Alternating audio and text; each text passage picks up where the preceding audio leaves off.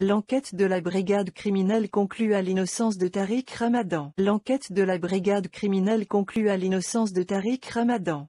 L'affaire Ramadan n'en finit pas de faire couler de l'encre. Au cœur de la polémique durant un temps, elle passe aux oubliettes ces derniers mois. Qu'est-ce qui explique ce soudain désintérêt? Une actualité plus croustillante à se mettre sous la dent? Pas vraiment. Selon les derniers éléments de l'enquête, les choses ne se déroulent pas tout à fait comme certains l'espéraient. Le site Mediapart nous apprend dans un article publié sur son site ce 30 juin, que les expertises menées par la brigade criminelle, BC, montrent clairement que les témoignages des deux principales plaignantes ne sont fiables.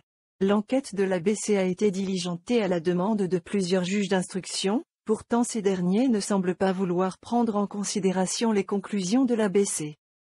L'affaire Ramadan est, depuis le début des investigations, passée de main en main.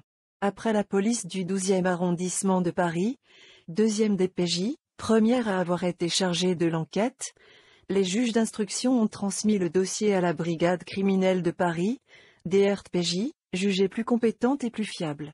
L'enquête de la DRPJ a été longue et minutieuse et elle conclut formellement à l'innocence de Tariq Ramadan. Les conclusions des enquêteurs sont sans équivoque, elles mettent en doute la version des deux plaignantes. La BC relève de nombreuses invraisemblances, ainsi que des mensonges flagrants concernant les échanges que les deux présumées victimes auraient eus avec le principal suspect. De plus, la brigade criminelle admet avoir recueilli plusieurs témoignages d'hommes qui disent avoir été harcelés par l'une des deux protagonistes. Plusieurs textes prouvent que Tariq Ramadan a fait l'objet de harcèlement sexuel de l'une des plaignantes. Cette dernière lui aurait envoyé durant plusieurs mois des messages à connotation sexuelle après leur unique rencontre. Lors de la retranscription des écoutes téléphoniques, on entend la plaignante dire que si son portable est volé par des pro-Ramadan, cela risque d'être extrêmement compromettant pour elle et pour le dossier.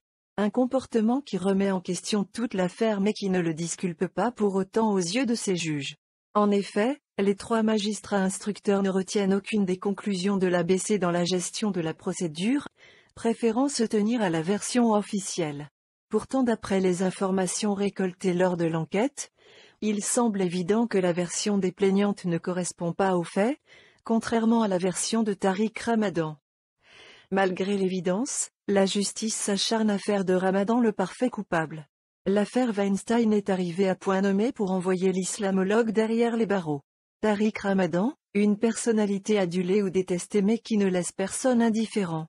Habitué des polémiques, il dérange par ses écrits et ses prises de position, liées à l'islam. Musulman intelligent et charismatique et dont l'influence au sein de la communauté musulmane progresse rapidement, un cocktail explosif aux yeux de certains. Depuis, l'islamologue est accusé par la classe médiatico-politique d'être un fondamentaliste. Le diaboliser aux yeux de ses corligionnaires était autrement plus difficile et plus risqué. Qu'à cela ne tienne, le théologien est soudain dépeint comme un homme aux mœurs perverses qui se complaît à violer des femmes. Source, Mediapart. L'enquête de la brigade criminelle conclut à l'innocence de Tariq Ramadan. L'enquête de la brigade